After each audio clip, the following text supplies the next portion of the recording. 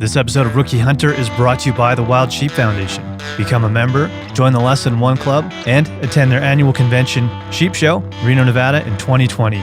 For more information, go to wildsheepfoundation.org.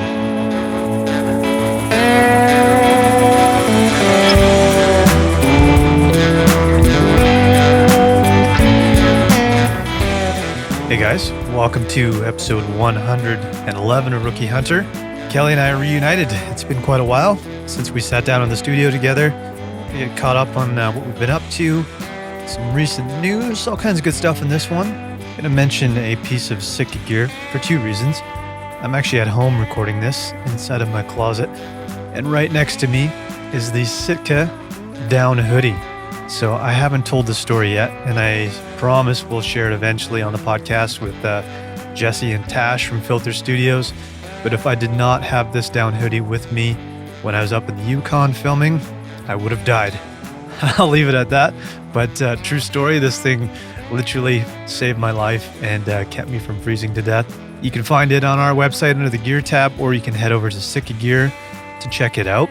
It's still summer, a little too warm to be thinking about these types of things, but beat the rush and get this stuff ahead of time if you have any late season hunts.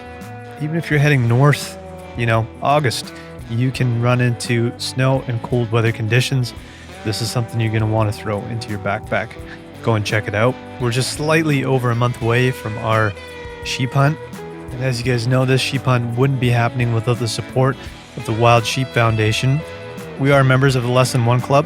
Hopefully we'll get kicked out of that club. And if you want to join it, all you have to do is become a member of the Wild Sheep Foundation. You can do so by going to wildsheepfoundation.org. For an extra $25, they'll put you in the Lesson One Club with Kelly and I. Also, get yourself a blade from North Arm Knives, northarmknives.com. Those will be joining us up north. And I've got a nice set in my kitchen as well. Again, northarmknives.com. Go check them out. Let's get into this one. Sit back, relax, crack a cold beer, and enjoy episode 111 with me and Kelly.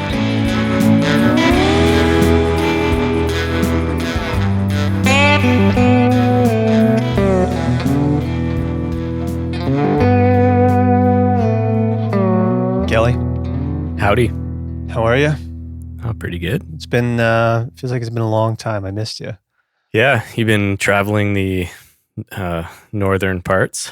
The northern bits, yeah.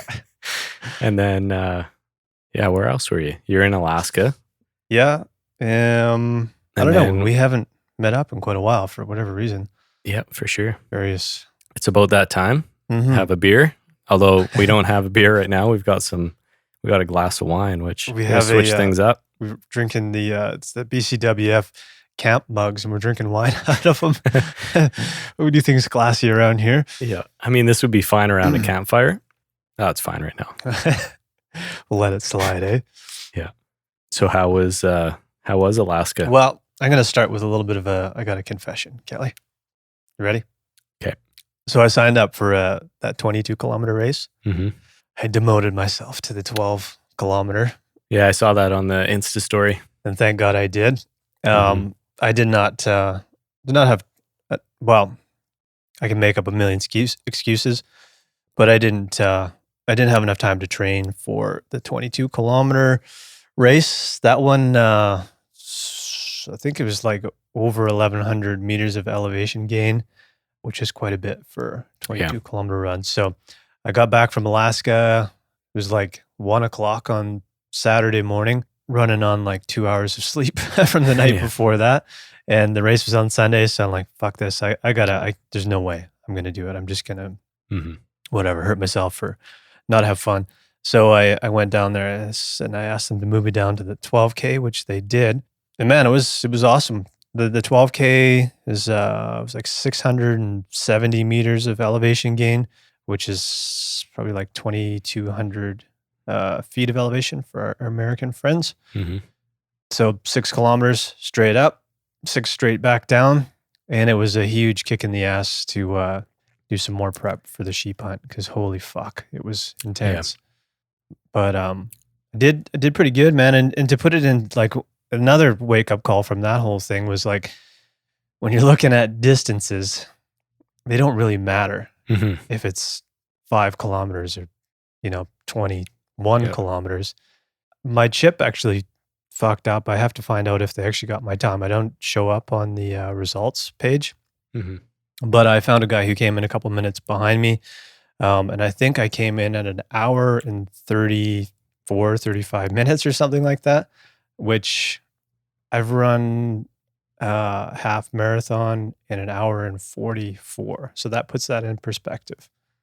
What elevation gain does to your time. Yeah, 100%. So you're saying distance is not the key factor, it's the elevation. Yeah. I would agree with that, because even, the places that we've gone that are those 15-kilometer hikes, it's which parts are going to kill you, right? Yep. Like typically it's the beginning part, the one I'm thinking of. Yep. And then you can kind of carry that on the flats forever. Like you can go forever. Yeah. But it's the elevations. And that's kind of what buggered up my leg a little bit too, is it's not the flat walking, it's especially the downhill. Yeah. How was it going downhill for you? Like you didn't tweak anything or? Well, no, it felt pretty good, man. Cause once I got to it's kind of funny because I don't know if you watched all the Insta stories, but I had one video and there's the summit up there. I got to that summit like, oh fuck, there's another summit further up. So I had to keep going. So by the time I got up there, you kind of get to that point where you've kind of reached that runner's high or whatever you want to call it. Yeah. And I was just having fun at that point. And coming down was a bit more like, for the most part, it was good. But like the last, let's say 3-4 kilometers of the trail was like, so I was running and the slope was off to my left. So there's a lot of pressure on my left leg. So like I was starting camber. to feel, So that was a bit tough. When you're kind of just doing switchbacks and that, it's fine. But yeah, there was quite a few kilometers where you're putting more on that side of your, that side of your body. So that was a bit rough, and I could definitely feel that. But all in all, it was fun, man. And again, it's like that mental thing where it's like, you can run to the top of a ski hill if you need to. Yeah. Right. And I don't know. It was just good all around for this sheep hunt, because I'm like, okay, I know what I need to work on, and cool. Covered pretty quick too, so that felt good. Nice. Yeah, it was muddy in that. We got a lot of rain over the last week or so, and I guess they had been getting rain right up until the day of the race, so it was pretty slippery in some spots. But I got some trail runners with good tread on it. It's a good thing I did, because I probably would have slipped and broke my ankle otherwise. Yep. So that made a difference. They were pretty new shoes. I brought them up to Alaska just to break them in for that week that I was there, but they felt pretty good. So got lucky there. So we mentioned that FatMap app before, which I've been spending a lot of time on. There's a really cool feature in there. It kind of goes with what you said about the distances, but you can put a pin somewhere, and then you can drag a slider across like the hours in a day, and it'll expand kind of how far you can hike in that region. Cool. Based on like statistical formulas of like elevations and all that kind of stuff. So when we went up north last time, I kind of put the pin where we started, and then I extended it out to where we got to. Not that that's kind of the limit of where we could, you got to take into account that we'd never been there before, and that's how far we got, which I think is all good.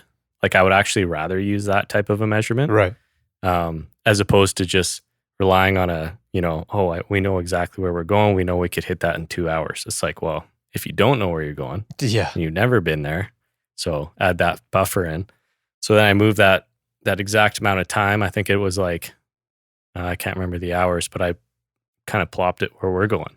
And then it gave like a really good indicator of kind of where that same distance is, right? Oh, okay. Just relative comparison, just to make sure we're kind of being realistic in that area as well. Cause I just don't want to end up in the same situation, right? I kind of want to be a bit, just know in advance, what we've lived through in the past, kind of what that looks like there. So it was pretty cool. I'll show it to you. Yeah, nice. Very cool. Yeah. And where we want to go is within that range or two, right? Yeah. So I think we got a good plan. Nice. Yeah. Those flybys you sent us through. There's that too. Yeah. It's kind of nice, man, because it gives you a bit of a mental image of kind of what you are going to expect when you get down in there. And yeah, it's pretty cool. I thought I'd put my mute tunes on and then I filmed it on the computer screen and sent it to you guys. Yeah. Yeah. Pretty awesome. One of them it follows the path and then it kind of goes over a little ridge and then down again. And you can see all the virtual mountains coming up behind, right? Or in front of you. Yeah. So once I saw that, I was like, oh, this will pump them up. So I was going to save this for towards the end, but Hunt Rescue Adventure on Instagram said this a question. It's a very good question. He said, if the shit hit the fan in the backcountry, how prepared do you guys feel to take on an emergency, be it medical or getting stuck somewhere with the kit you carry, not including the safety blanket or the inReach, since rescue can often be delayed? I'd prefer to do a safety course, to be honest. And I think that was kind of the original plan. Yeah. So, because it's all great to have a medical kit, but if you don't know how to use anything in it, then, there's no point having it really. So, how do you answer his question going into the sheep hunt then? I don't know. I mean, I guess if it was a serious thing, like there's kind of different groups, right? Like you've got your breaks and your sprains and your bleeding and all that kind of stuff. I think I have a general idea kind of in those key buckets, but there's so much, man. There's so much that could happen. So I would say not as comfortable as I'd like to be. Yeah, I would agree with that. Yeah. And I haven't taken first aid in work or anything like that. It's been a long time for me. Has. No, I don't think so. So, I don't know. Maybe that's still something. We still got some time here, so I wouldn't mind doing something like that. Even if it's like an online thing, I don't know if that's an option. I do have a booklet with my medical, like I have a 5 to 7 person med kit. Yeah. I don't know if I'm taking that one on this hunt, but I do have the book that's inside there. Oh, so cool. that's another resource too. Yeah, for sure. But yeah, it's a good question and a good point, and not something you want to mess around with because it's all good until you need it. Yeah, exactly, man. Yeah. Yeah, I'd say all things considered, we're probably least prepared in that department. Yep. So be careful. Be careful, yeah. I think that's an important piece, right? Like I'm all for being, ambitious and like setting goals and making ourselves better through these activities. But I also think we're only as good as our weakest link in the group, right? And I don't want to push anyone to the point where an injury could happen when we're there. Because when we're there, we're there, right? Like there's nothing else you could do. You're there. So it's kind of a chicken and the egg thing. Like that you obviously want to prep yourself. And once you're there, you kind of have to play within the boundaries of the group. Yeah, well, I think it's important for the person who may feel like the weaker link, generally speaking, to speak up. Yeah. And if you don't want to do something, don't do it. And then you work around that. If it's you do the vote system or whatever. Yeah. And which we've done, like we did that up north a couple times too, right? And I think we've all had points where we threw up the hand and said, maybe we should consider this. And I think we've all had points where we went, we got voted out, and then all of a sudden it, in hindsight, it actually turned out to be the better decision. And maybe there were some cases where we could have pulled something off too, but yeah, I don't know, man. Like, I don't know how many times we did that. I know one for sure instance where we wanted to keep pushing, and we all had ran out of water and didn't know how soon, and we kind of all voted to turn around and head back, which was a good decision. So I think we have good communication. Yeah. I think we have good. We can tell. Yeah. Like, I think we have good chemistry out there with Garrett too, right? Like the three of us. And there's there's the mental side of it, too, with backpacking and stuff like that. You're gonna have days where you feel really good. You're gonna have days where you feel like shit. Your pack doesn't feel right. Your feet feel off, and sometimes, man, I think it's worth just saying, you know what, I'm fucking hanging out at camp or whatever. I'm gonna, just take it easy today. And if other people are feeling ambitious, then they can take off and do their thing. But because everyone's gotta be happy, you know what I mean? So yeah, exactly. Know your boundaries and be vocal about it. I think that's super important when you're working with a group. Yeah. Well, and we also rely on each other too for, encouragement and that kind of thing too. Because like one person might be having a like, holy shit, it's hard to get out of the sleeping bag because who knows what you went through the day before or whatever. But it's kind of like there's that point of encouragement and, motivating each other. And then there's the point where it's like, okay, well, there's a line somewhere. But yeah, I think overall good chemistry in the group. Yeah, for sure. We've been through this a number of times now, so I think we're good. Oh yeah. I can come back to Alaska, which is one of the main reasons why, I sort of bailed on that that race, we were up there doing another film for One Campfire, which will probably be out within a month or so. And the cool thing is we were up there with Heather Kelly from Heather's Choice. So she was our host and guide, and we got out. We spent 2 days on the ocean. Actually, we camped out, did a bunch of fishing and prawning. They call them shrimp. We call them prawns, I guess. And man, just Alaska's incredible. And we were actually up there during a heat wave. They broke a whole bunch of records for temperatures up there. Like it was crazy hot, like too hot almost, I would say. Yep. It was like a tropical vacation, man. It was nuts. I saw you had the bug net on, so Yeah, that was close to water, I guess. the last night we were there. The bugs were pretty bad, and the day that we were leaving too, it was pretty bad. We got pretty lucky the first multiple days there because we had a good wind coming through there, but that day in particular, there was like no wind, Right. and they were just everywhere. There's the no-see-ums and mosquitoes. Mm-hmm. The day we were packing up, man, I didn't have my bug net on. I was just rolling up the tent and getting my pack ready and all that shit before we left in the boat. And Tash looked over at it. He's like, man, I can't even see your hat. It's just black, covered in bugs. It was crazy. And I probably still have, I don't know if you can see them. I had bites all along my forehead here and that. They're just tearing me apart. So brutal, and another good reminder that we definitely need bug nets up in when we head up north, if that's going to be a problem. Because, man, it's frustrating. I'm sure it's going to be a problem. Very likely. The other thing that was really interesting about being up there and something I've never experienced is just the constant daylight. Yeah. So that was, I don't know, I think it was after 11 when I put up that video of me fishing there. That night, I think we were up until 2 o'clock. It was like bright out, crazy. It never really gets like dark. Nice. Yeah, pretty wild. But it totally throws you off, man, because you have like your body just doesn't know when it's time to go to sleep. So Right. So I guess it won't be that evident, but it should still be pretty light. It'll be longer than down here for sure. Like 11-ish maybe? Yeah, maybe. I'm not too sure. As opposed to like 2 or something. I don't know. Yeah, it should be interesting, man. But it was cool. We got to go see Heather's kitchen where she does all Heather's Choice stuff. If you guys don't know, she does dehydrated backpacking meals and the packaroons. I think we're lining up an episode with her. Hopefully it all works out. Might hear from her in the next couple of weeks here. Mm-hmm. And everybody knows I'm kind of like not into buying dehydrated food meals. I like to do my own. Nobody's paying me to say this. They're really good. I tried just about all of them. Nice. So I actually picked some up and brought some back with me, and I'll be doing, I'm going to do 5 nights of those, and I got breakfasts and stuff too. So really good breakfasts. Have 5 of those, and it'll be nice to have a sort of just a variation of stuff that I made and those ones too. And so cool. Yeah, check it out. It's harder for us in Canada to get them down here because of shipping costs, but I think we'll find out more when we talk about her. But I think if you and some buddies want to go in on a bigger delivery and get it all shipped together, it makes more sense to do it that way. But trying to make her way into Canada, which would be great because they're really good, man. Yeah, for sure. Yeah. I don't mind the old freeze dried bags of food on the old camping trip. Well, these are like as good as anything you could make on your own, though. That's the thing. Yeah. So, I actually don't mind the backcountry pantry ones. Yeah, right. They're pretty good. But yeah, I don't know. For me, it's definitely like ease of counting calories, ease of packing, ease of like prep.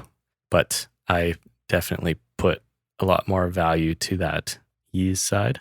Yeah, I put more value in just eating good food, man. Yeah. Yeah. So we're a little different on the strategies, but I think they're both, they got their pros and cons. That's the one thing that Garrett and I were talking about a couple weeks ago was just like some of those meals, man, you just feel like a bloated bag of shit. And like it's brutal. You can just feel your stomach is just full of like all this food that you're not used to eating and stuff like that. And there's a good 4 days of just feeling like a bloated whale out there, man. And then you're finally, just waiting for the day where it kind of like you're hoping to be regular out there, right? Yeah. I actually don't have too many issues. Well, I didn't last time with that, so I'm kind of hoping it'll be the same. But I know that's common, right? Like you go into the backcountry and it's like, we're on our 4th day, and I'm hoping something happens here because it's going to get it might turn into, you know. Yeah, and part of it is all the traveling and stuff on the road too. That usually throws me off a little bit, Yeah, and then you're true. switching to Like very carb heavy meals and stuff like that. So yeah, stopping at Denny's in Quesnel yeah. with no coffee or water. Yeah. New development, we're going to, rather than being morons and blasting up there in one day, it's like, I can't remember what the total hours, it's 20 plus, I think, or 19 or somewhere in there. I think it's like, it was like 23 or something by the time we got up to where we actually slept. Yeah. Yeah. So we're going to leave a day early. We're going to get up as far as we can so that the second day of driving is like 6 hours or something like that. I'm so excited about this. Yeah. I think this is the best idea we've had so we far. Can get up like fairly early on the second day of driving. Yeah. We can just hang out at the lodge before the day before we fly out. Yep. Hopefully, I got to get in touch with Jeff Lander, and hopefully we can convince him to go up a day early, because I think he's going from Prince George.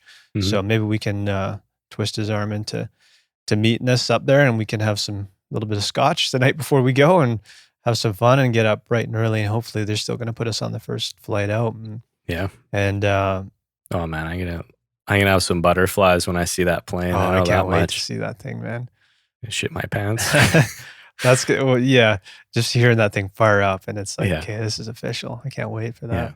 Yeah. Actually, you know what? I was driving by, like, from Vernon to Kelowna, and over there's a couple lakes there for folks that aren't from around here. But I saw a beaver plane, like, cruising right along the side of the highway, and it was looking for a place to land. Oh, crazy. And the guys I was with, they were like, oh man, that's an amazing plane, eh? Like, it just looks so cool. It was blue with silver on it. Nice. And I'm like, that's exactly the plane I'm going to be on when we go up north. And it was like right beside the highway. It was cool. Nice. It got me pumped. Yeah. It's going to be cool just to experience that, just getting in a plane like that alone, and going for a ride, right? Yeah, like, for sure. We could land, have lunch, and turn back, and it would be a cool trip. Yeah. I don't know if you and I talked about this, but Garrett and I were chatting about this. So day one, after we land, we were talking about setting up at the lake and getting our bearings and stuff like that. We came to the conclusion, and we'll see if you agree, that rather than just sitting around, because we can't hunt anyways, we'll just start backpacking and get to a place where we want to be. Yeah, I mean, it's definitely, and the only thing is, I think we should have a look. Oh yeah, for sure. Just that's the nice thing about flying in too. Is like, you there's that too. But otherwise, because if we were taking the first flight in, we're just sitting around with our thumbs up our ass, basically. Yeah, it's a waste of So we might as well try hours or whatever. We got two routes that we're thinking about taking, so I think we just choose one. Yeah. Take our time and just head in on one. If we get halfway through and we're just taking our time checking out all these, these valleys and stuff like that, I think that makes more sense, and we can, get ahead a little bit that way. So it's I think it's a good strategy. Yeah. I mean, if there's any need to have reserve in the tank, I think it's in the latter half of the trip. Exactly. Not blowing it all on the first day, right? Yeah. So I think that aligns kind of with that strategy too, is kind of taking your time, looking very closely kind of as you go, but not necessarily wasting it 8 hours right at the front. Yeah, exactly. You're right. We'd just be delaying ourselves. Sitting around, unless we get there and like, holy shit, there's sheep right there. Yeah. It's a different story. Wouldn't complain with that either. Because we can't hunt on that. I can't remember how many hours. It's within like X amount of hours of flying in. You're not allowed to hunt anyway. So yeah, we'll make sure we check all that out. Yeah, cool. Pumped. Yeah, just over a month here, man. And it allows us to really appreciate that day of getting prepped and ready for the flight and hanging around the lodge and all that. Otherwise, it's just a rushed mess. You know what I mean? Yeah, man. I was bagged that. Like, I remember all of us waking up in the cabin there when we went up north a couple of years back, and all of us just wanted to sleep in. Until you got the Cinnabons. We got like hand-delivered Cinnabons in the morning. That poor girl. We didn't know she was coming, and all of us were farting out our Denny's from the day before, and she comes knocking on the door and got a bit of a surprise when we opened up. Yeah. But I don't know what it is about hunting, but anyways. Poor girl, but those cinnamon buns were pretty damn good. Yeah. A little energy. Yeah, for sure. And coffee too. Mm-hmm. What else you got, Cal? I got one more thing. I'm going to save it to the end here. LEH. Oh yeah, right. What do you get? Nothing. I didn't apply. This is common thread, man. That's gonna have to change one of these years. Well, I've applied every year. Or no, sorry, I meant you didn't get anything, but I totally forgot you didn't apply. Yeah. So that you get a pass on this. Well, yeah, I don't know if we talked about this yet. Doesn't matter if we did. But it's like we got this sheep hunt planned in August. There's lots of opportunity here. I really want to get another mule deer this season in September or early October. Then I'm gone to South America for 3 weeks. When I get back, we've got the blacktail hunt. I'm like, man, I can't really make this any better. I'm so excited for that too. Yeah. And also, while we're on this topic, Garrett got a moose in the Kootenays. No, an elk. An elk, yeah. Yeah. So we got an invite for that one too. Yeah, which is great. Well, 2019 is shaping up to be pretty good. Yeah, man. So anyways, I didn't feel any need to do it, and I didn't want to like draw for something that's going to be during the time I'm in South America or whatever. So yeah, totally understandable. Yeah. I forgot. I thought the answer was going to be I didn't draw anything. Yeah, that's a bit common. I drew a mule deer doe again. So that's in the Kelowna area. It's actually limited to within below 700 meters. So it's kind of like a city deer tag. I mean, I know there's some pockets where you can hunt outside of private land. So yeah, I'll do my best to find those. And if not, I can always maybe talk to some folks and see what happens. But I think what I'm going to commit to with this doe hunt is that I want it to be a bow hunt. So I'm going to, really get back into practicing bow, shooting targets. First priority is ultimately to make sure I'm 100% comfortable. I won't hunt it if I'm not comfortable, but if I can get myself to the point where I'm confident with that bow, especially under situations where your heart rate's up and all that kind of stuff, like do a bunch of squats and then take some shots and all that. If I'm drilling them all at 30, 40 yards on the target, then we'll see what happens. Until I get to that, there's 1 week left in the tag, and if I don't get anything, then I'm switching to the rifle and I'm going out. Yeah, ultimately, that's a really good freezer fill tag. Fuck yeah. That's a deer that tastes excellent, and it's not an opportunity you get all the time. So no. I don't want to blow it, obviously, but I want to make it a bit of a challenge too. Yeah, for sure. Yeah. So that's what my plan is for that one. I Garrett's, can't remember the timing off the top of my head, but it's October, I think. Garrett's was a moose, not an elk. Oh, really? Yeah. Cool. I double checked. Nice. Threw me off. Yeah, it's a moose. That would be awesome. Round 2 at the moose. Yeah, round 1 didn't. It was fun, but it just didn't pan out so well. I wish we would have seen one. Well, Kev and I saw a cow. Yeah, but lots of droppings everywhere. But yeah, interesting. Yeah. I've got a news piece, and it's something we've talked about. It's kind of like the latest in a common thread. It's posting pictures, mainly of the safari thing. So this literally came out today. That's why I wanted to raise it. But there's a French couple that were posing with photos that they hunted in Tanzania. I think this was 4 or 5 years ago that they hunted there. Tanzania. You're right. Okay. Is that where you're going? Yeah. Okay. I hope to go. Yeah. There you go. So they have photos with a hippo and a leopard and all these animals that they're going to trigger folks. Of course.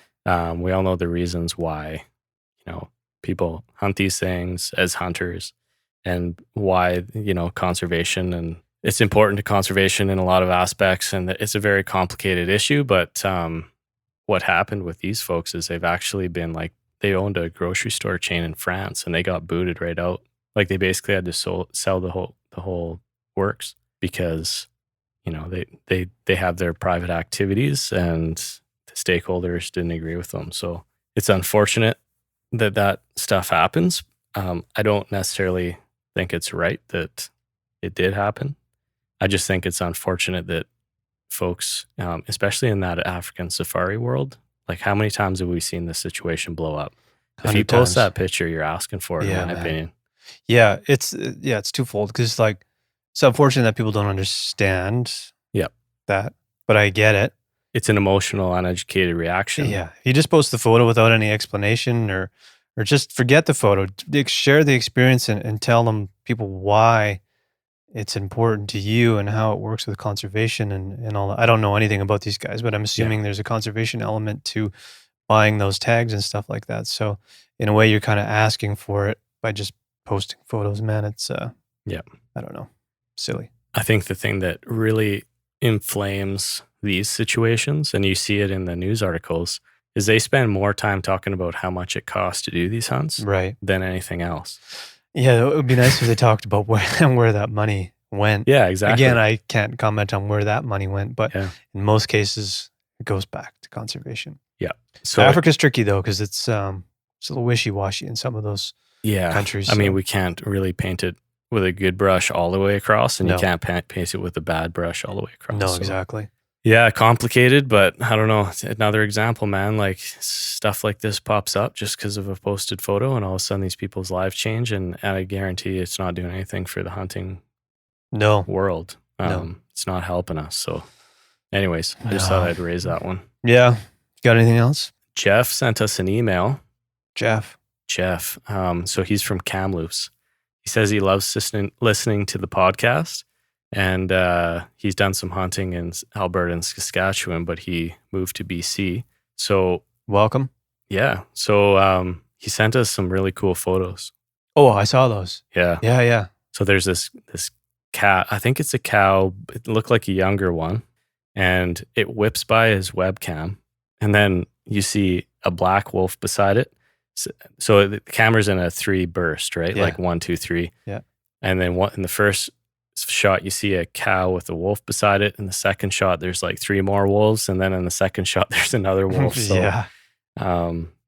it's pretty crazy to see that sequence. It's Yeah. also very close to home. It's only an hour away. Yeah, man, that's crazy. But yeah, I mean, I guess thanks for the photos. It was very interesting to see. Well, that. yeah, We I can think post he them had a too. bit more to say. Just I think he had listened to like one of our episodes where we're saying that it's hard to put yourself in the wolf situation when you don't see it, and we don't really see it around the Okanagan. We definitely saw it when we went up north, but this is only 2 hours north of us and up around Kamloops, so that's Yeah. pretty wild. Yeah, exactly. He said he never really encountered them before, but you look on your trail cam and you see 3 of them taking down a cow. Although you see other posts, and some of them are biologists in BC here, where they have like 400 shots of tripped photos on a webcam, and only 2 of them were a wolf. Yeah, we've So- never captured a wolf. Yeah, so I mean, it's obviously really dependent on the region. Yeah. But yeah, it really, like, regardless of the context, I guess, around those photos, they're pretty cool to see. Anyway. Absolutely, yeah. The different colors in the wolves is also Yeah. quite interesting. There's a So- brown one. Yeah, there's one that's sort of like a mix of like gray and I don't know, white. I don't know, Yeah. he's strippy looking. There's a black one. Yeah, Yeah, I don't know how that all works, but pretty cool. very cool. Anything else, Kelly? I wouldn't want to be the cow. No, But- I showed the pictures to Ash. She's like, "Why would you show me that?" I'm like, I don't know. It's interesting. This is what's going on out there, and we don't necessarily see this all the time. So it's like, Yep. you should just kind of just be conscious of how things work. Yeah. Pretty comfortable down here in Kelowna. Yeah, exactly. Yeah. I think that's all I had. Okay. Yeah. What about you? Well, chronic wasting disease. Do you want to talk about something? Mm. So this is all happening in Libby, Montana. And I came across this article on July 3rd. This was from NBC Montana. So I'm going to be reading a bit of what I took from there. But at the end of May, there was one case confirmed in Libby. That was the first time it's been identified west of the Continental Divide in Montana. So that was first one in end of May. June, second case was confirmed. And then July 3rd, just a week back here, 3 more cases were confirmed with either through a press release with Montana Fish, Wildlife, and Parks. And all of these have been with whitetail deer. And Libby, Montana is only like 50 kilometers from the border as the crow flies. So super close to British Columbia, which makes it super scary. I said of the 3 samples, one was a whitetail buck that was roadkill and collected inside city limits. Another was a symptomatic whitetail doe collected inside city limits. And the third was a white-tailed doe collected on Kootenai River Road near mile marker 1. Doesn't mean anything to us, but all sort of like roadkill type situations. And the reason for that is there's no good test for live animals. So samples of deer, they're all just removed by agency staff, and otherwise they're submitted by hunter harvested deer, elk, and moose, which means there's likely more infected animals and no way to know for sure how many. Yep. So that's not good. Yeah, and that seems to be right below like Fernie Cranbrook. Yeah. So that's near the Flathead, which is in BC, and I think it goes down through the border into Montana. So yeah, it's a very, what would you call it? It's a very fertile kind of like a lot of species there. Yeah. Really cool area. So yeah, you're kind of right scary on that it's edge of the Rockies there. It's beautiful. Yeah. Yeah, super scary, man. Because and I think at this point, all they're doing is sort of monitoring the situation, which I don't know, is good that they're aware of it. But at the same time, it's like, I wonder what kind of action is going to be put in place if it's doing a bit of a call. Like, I think they need to like sort of determine how far it's reaching, and if it's like, within this small radius, or if it's gone beyond that, and might have to do some, put plans in action before it gets up here. But I feel like it's only a matter of time, really. For sure. So I feel like we made a contact with regards to CWD from the University of Alberta that we might have to follow up on. Yeah, for sure. I think, maybe we'll work on that and see if we can get an episode going. Yeah. Just dedicated to this. Because, you're right. It's getting closer, man. That's not far. That's a stone's throw. Really. That's like an hour, maybe less from the border. Yeah. And very doable for a mule deer to, make that trek from BC to Montana and back. So, yeah, man. So, you made it this far. Were you ending on the bad news again? I guess so. That's all I got. So, we didn't realize that we had a bunch of questions here. CPAC wants to know, would you shoot a legal ram that wasn't 8 years old? So I think that only could mean that it's a full curl per the regulations. Yeah. I don't know. I've been hearing a lot of talk about this being an issue. Like some people are getting their rams recalled and all that kind of stuff. It sketches me out. We actually got a really detailed email from a guy. I forget what his name is. And we've been meaning to cover that whole issue because it's important. Yeah. Like some very experienced guys have been getting in trouble, basically. So we'll circle back to that one. I've been sort of waiting to tie that into some stuff from the Wild Sheep Society BC. But sorry, continue. I think in that case too, there was something. One of the sides at least was broomed. Yeah, maybe both. So then that adds a whole other complexity. Mm-hmm. But I think for me right now, unless I can count 9, I'm not going to shoot. Yeah, I would agree with that. Simon said it'd be great to hear more small interviews or chats with new hunters and veterans. Yeah, I think we're going to do more of that stuff for sure. Heather is actually pretty new to hunting, because that'll be fun to dive into some of that next week. So more of that stuff for sure. It'd be nice to do some more group stuff, like out in the bush. That's not you and I too, but it's just a matter of time and lining these things up. So if you went sheep scouting, would you bring your spotting scope and tripod, or just binos? I would definitely, if we had the opportunity to go scouting, we don't have that, would definitely bring the spotting scope so that you could get an idea if there's actually a legal ram in there. I agree. Yeah. It's optics are heavy, man. Like between the binos and the tripod and the spotter, you're up to 10 pounds usually at least. So, but it's worth it. Yeah. It's kind of one of those things where, I don't know, I kind of feel like if you're not going to bring it, then you probably shouldn't even bother. Yeah, I would agree with that. Grizzly said, how to prep your significant other grieving your absence in the fall. Well, we all know that they're happy to see us go. Yeah, I mean, Breeze... he said that's a joke, so I think he knows the answer to that. Yeah, I mean, she's supportive. Yeah. Which is great. I'm sure she's going to worry, but you got to do at the end of the day, it's something we really want to do. So, just lucky to have somebody that supports it. Yeah. All jokes aside, I've prepared her for different scenarios of being stuck out there with weather and stuff like that. But we'll have 2 inReaches with us, so it's not really that big of a deal. We can touch base and let them know what's up. So, yep. Cool, man. I think that was it. I use that stupid sticker thing, and that always seems to screw us over. So I think that's all the questions. Speaking of stickers, do you have any stickers? Oh yeah, we got to send out a few more. Yeah, but can I also have one? Yeah, you can have some. We've got like 200 of them, Kelly. So nice. Because I want to put one on the old Lostrum on the boat. I know I should put some in. We should both have them in our vehicles, because I was back in the coot and he's like, you got any of those decals? I'm like, no, they're in my garage, which doesn't do me any good. So cool. Guys, if you want to keep leaving ratings and reviews, I think there's only 2 people that I haven't sent them out to. That was just while I was away in Alaska and stuff like that. They're coming to you. If anybody who sent them like a month ago or further and you haven't got one, well, I forgot you. So send us an email. It's hard to manage. They were coming in pretty heavy there for a while.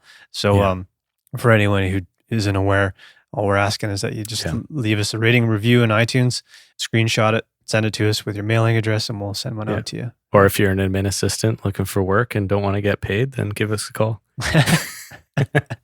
Yeah, exactly.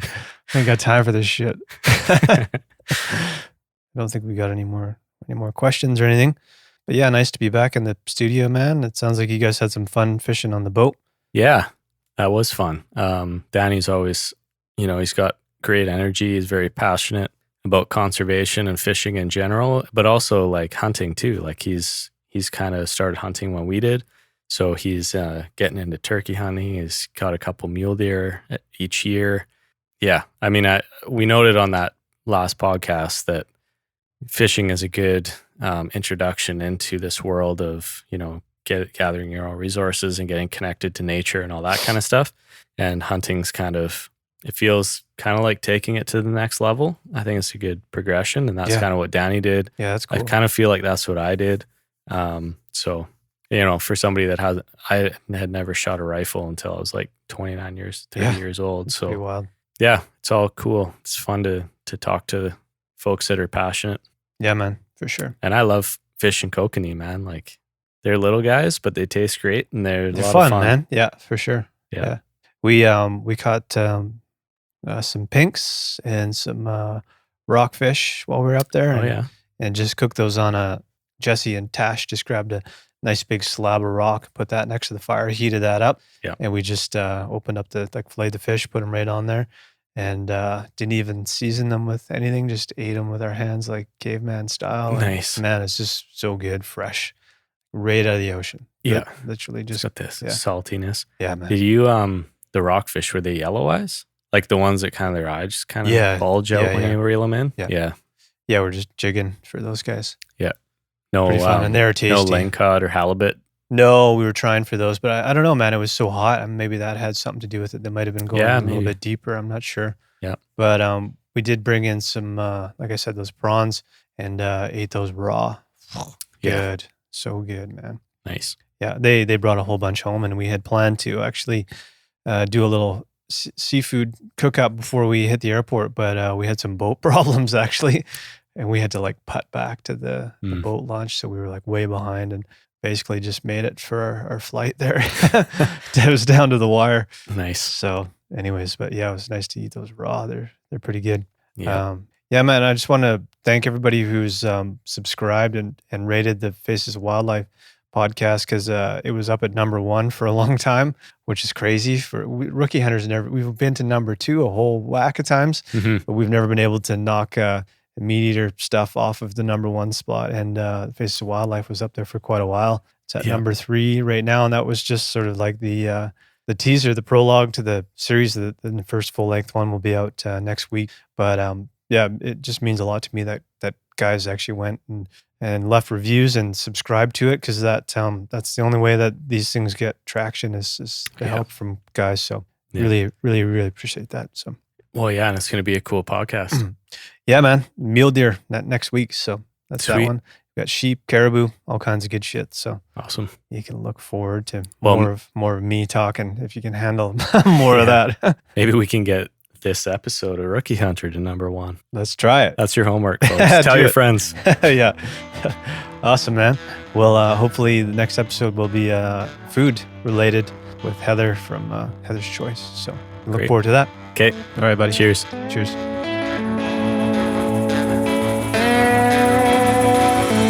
This episode of Rookie Hunter was brought to you by the Wild Sheep Foundation, Sitka Gear, and North Arm Knives. As always, it is hosted by Kelly Mullner and myself, Mike Peterson. It is recorded, edited, and produced at Mountain Stream Audio Productions in beautiful Kelowna, British Columbia. Original music written by the one and only Kelly Mullner with help from Graham Ord, Darcy Booth, and Chip Sleedermean. If you want to help us out, there's one thing you can do. You can go to iTunes or wherever you get your podcast from and leave us a 5-star rating and a review. And don't forget to subscribe. For more on the show, head over to our website, theRookieHunter.com.